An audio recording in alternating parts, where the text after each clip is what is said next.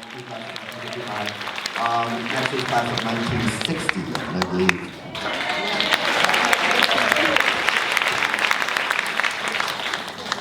Spoken to? Yep. I'm the coordinator for the class of 60. We were the largest to ever graduate from Hunter, and we're also the noisiest. We're all glad to be here today, or should I say, still be here today. We've come not with new partners, but with new parts like hips and knees. We graduated on the cusp of the turbulent 60s. That's why I'm calling you, at least another 40 minutes. Okay? Yeah. Our generation whispered the word lesbian. It was never acknowledged in our class.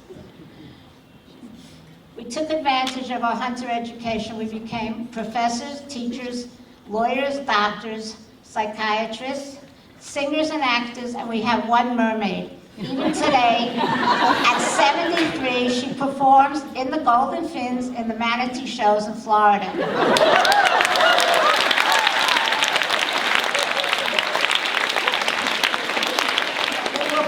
All across the globe, and we still live across the world.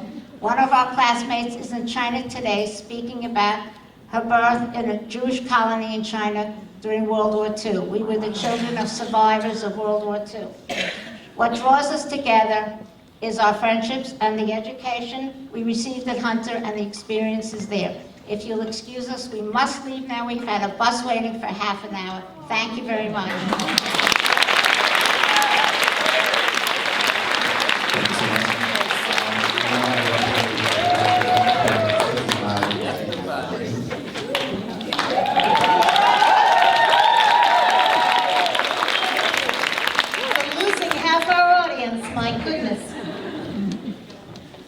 But have a good time wherever you're going. My name is Jane Tillman Irving, class of 65.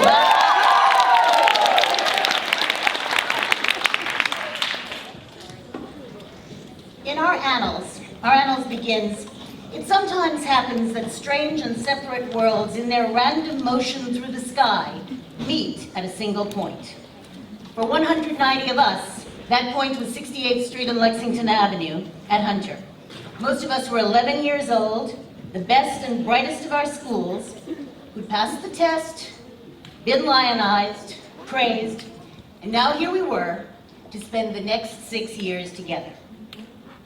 Some joined us later, in 9th grade and in 10th, and 4 left for college after junior year. But by the time annals came out, we were one body, quoting here again, the glorious, dubious seniors of 1965. And what times we lived in. We were children of the Cold War who feared the bomb. Sometimes we marched and petitioned to ban it. I remember attending with some of you a far-off Broadway show, teen musical, entitled If We Grow Up. If! And sometimes during the Cuban Missile Crisis, it seemed we wondered whether that title was going to turn out to be prophetic. The day in 1962 when the Cuban Missile Crisis came to a head, in Spanish class, Mrs. Lo Fermento, who later became principal, allowed us to vent our fear by singing. We sang God Bless America, we sang This Land Is Your Land, we sang America the Beautiful, we sang everything we knew. We were scared. We were children of the Kennedy era. Most of us liked their politics, and they were great political theater. Inauguration Day for John Kennedy happened on a snow day. You remember that? It happened on a snow day. And we were able to sit at home and watch it on TV. We saw from their look, from his speech, that indeed, as he said, the torch had been passed to a new generation, and that included us. And suddenly it was over. On November 22nd, 1963, we were in the middle of midterms, called uniforms in those days. Don't ask. So no classes were being held. Sarah remembers wandering uptown and finding a church, finding rest in a church. She's not Christian. Marcia told me that she simply didn't want to get out of bed. for a couple of days. We were stunned, and we would be again, but not in quite the same way, by the assassinations of Bobby Kennedy, Martin Luther King Jr., and Malcolm X. That was the first one that we experienced. One of our lyrics in our senior song was, "Hunter seniors stand for diversity." Well, of course, diversity didn't mean then what it means now. 186 graduates, 5 blacks, 3 Asians, 1 Spanish surname. And this was the era of the civil rights movement. Freedom rides and lunch counter sit-ins for which we were too young, but I, and many of you, participated in the March on Washington in 1963. The Vietnam War was beginning to escalate around us, but one Hunter teacher assured his seniors that we shouldn't worry, that we'd all get married, they were only drafting the dropouts. Mr. Plass. Sorry. John, Paul, George, Ringo. Need I say more? I will. The entire British invasion. Bob Dylan, Phil Oakes, Peter, Paul, and Mary Doo-wops left over. Oh, I'm moving the lecture. Left over from the 1950s, Motown. The Bobbies. Darren, V, Vinton, Rydell. These names were doodled on notebooks and inscribed on wooden desktops. Partisans of one type of music often disdained the others. Some played guitar every weekend in Washington Square Park. And Cousin Brucey, Murray the K, and the WMCA Good Guys and their sweatshirts dominated the AM airwaves. That's what we had. We learned about the new scientific discovery, DNA. We were guinea pigs for the new math. Scarred me for life. We took our AP courses. We studied. We worried about college. We argued. We read. We wrote poetry and short stories, and some of them were actually very, very good. And we learned to think. We were not allowed to wear pants to school. We took gym in one-piece blue rompers. Sometimes carried on the bus or subway, washed and ironed to a fare thee well, and hanging on hangers and carried in plastic cleaners bags. But on special occasions, what a sight we were. Turned out in our junior blouses, blue and brown Madras plaid. We strutted in our Aussie hats, high heels, black skirts, and white blouses on moving up day and senior day. Barbara and Linda in charge. Paying homage to our mascot, His Highness Linus, built by us out of chicken wire and paper mache. Our teachers inspired us, challenged us, encouraged us, and sometimes bullied and frightened us. Everyone had her favorites, but we all adored our senior class advisor, Mr. Irving Kisner. He taught Latin, he made us question, think, and always laugh. He's living in Massachusetts, we read in the Alumni Association Bulletin recently, and we're told he'd love to hear from his Hunterites. All the best, Mr. Kisner. Throughout it all, for 50 years, the friendships we made have endured, and we made new ones as adults. Thank goodness for the internet, we talk to each other all the time. Hunter was a crucible.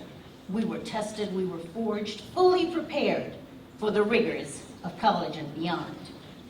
Our worlds came together for 6 amazing, frustrating years. In a girls' school, we led, we argued, we never had to mask our intelligence to attract some boy. It never occurred to us that there was anything at all that we could not do. The women's movement was coming, and we didn't know it, but we were ready. Those were the lessons of Hunter College High School. So that's the report from the class of 1965.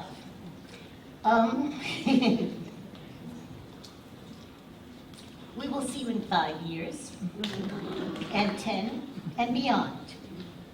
We are blessed to have this sisterhood and younger brothers and to be the beneficiaries of this excellent education. In the words of our alma mater, sing to our school. And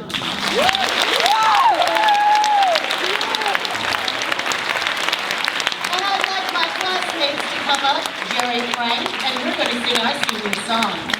Because we were told we had 10 minutes. This is our 50th. Absolutely. We won't do this for our 60th.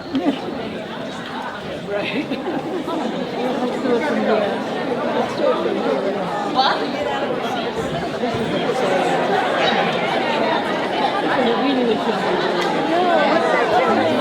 Oh, wait a minute, Jerry,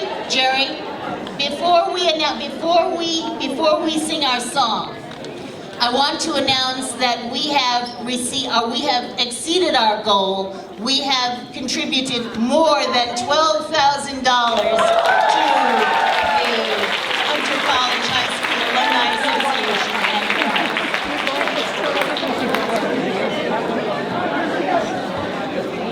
Over to you, Jerry. Jerry Frank is at the piano.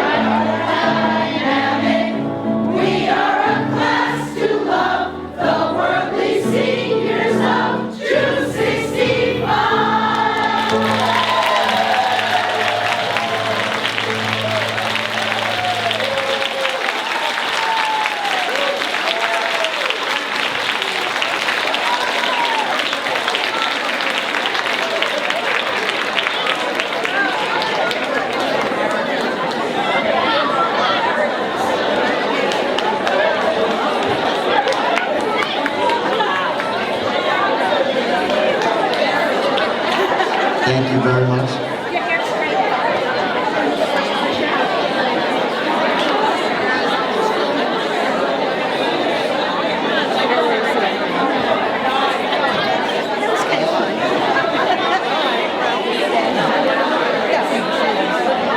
That was the class of 1965. Obviously, it's the 50th year reunion, such a major milestone, so congratulations.